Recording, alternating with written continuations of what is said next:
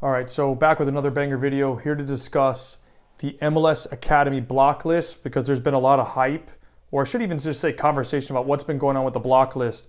And basically what happens is, you may or may not know, but MLS Academies are actually free, or at least most of them are. So like I live in Orlando, we have Orlando City Academy, and that is free for players to participate at the actual academy.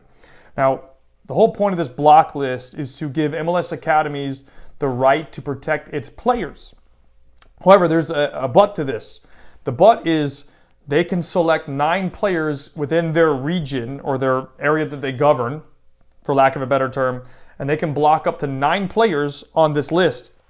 Now, these players don't have to play for, or I should say don't play for the actual academy.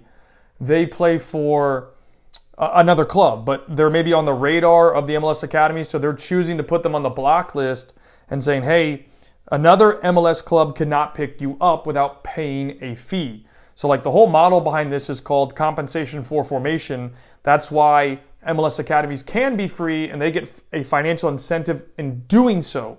So by essentially taking the risk and paying for kids to play soccer, they can receive, again, what's called compensation for formation and solidarity payments, which allows them to make money in the back end compared to asking for money up front with pay to play. So that's why they have this block list. Now, here's my take and my opinion with it.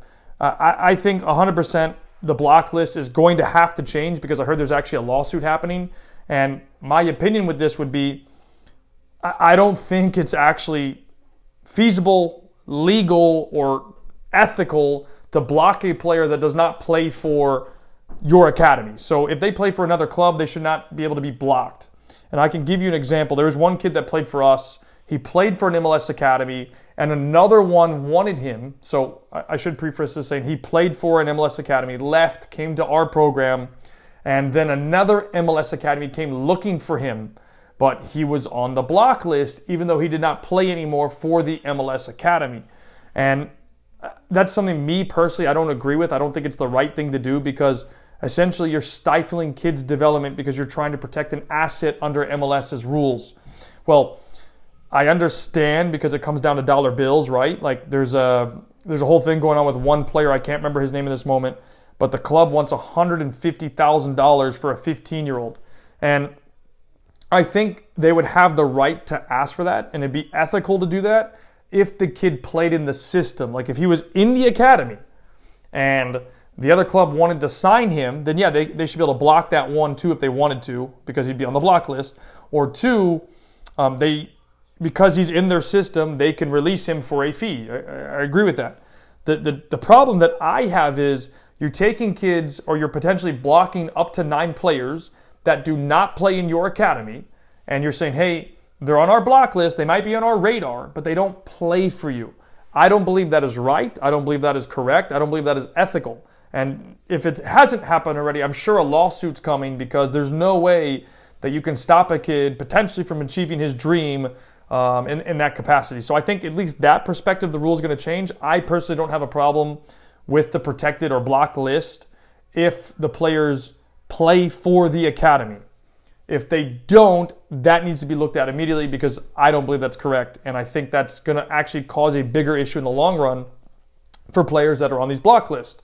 And if it's not changed, obviously what happens is this is giving more power back to MLS and the MLS clubs. And obviously I understand from a business perspective, you want to protect the vested interest of the MLS academies. But at the same time, I don't think you should be stunting player development, one, but two, potentially blocking our own players from achieving their dreams. And that's what's happening in situations like this when you can put players on a blocked or protected list that don't even play for your organization. So I challenge the MLS to actually look at this ruling and change it for the benefit of the kids. If the player is in the academy, cool. Like there's no ifs, ands, or buts about that. You can be put on a block list. I think that's fine. If you're not in the academy, even if you're on the radar and another MLS club wants to come for you, then that should be fair game because you're not in their system. If you're training with them already, then that's maybe gray area.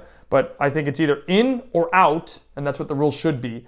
And if not, that needs to be critically evaluated very, very quickly, or else I think bigger problems are going to be on the horizon for American youth soccer, and particularly with MLS. So hope that makes sense. See you guys in the next video.